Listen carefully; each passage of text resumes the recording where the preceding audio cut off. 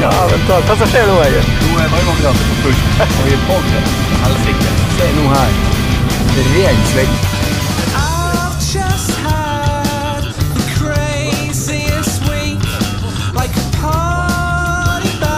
Vi må jo ha stormen. Vi skulle hatt stormen. Ja, og han bør komme.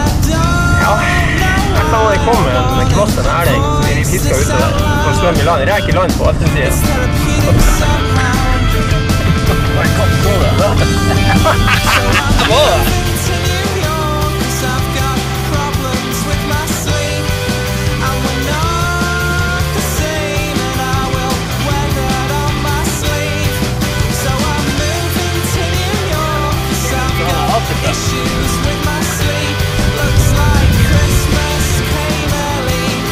Det er noe helt slinkende klart.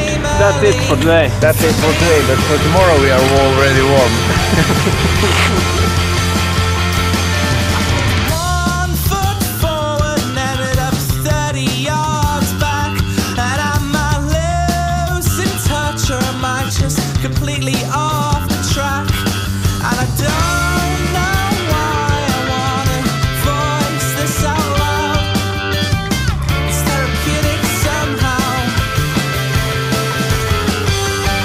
So I'm moving to New York 'cause I've got problems with my sleep.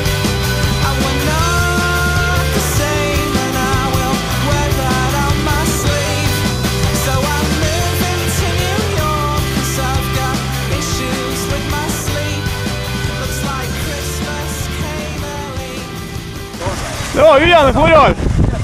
Det var ujevne forhold, se. Det er altså helt sikkert. Ja. Det var skit. Ja, det var litt ekkelt. Ja, det var håpelig. Ja, men vi har nok prøvd. Ja. Det er bare neste år som kommer bort og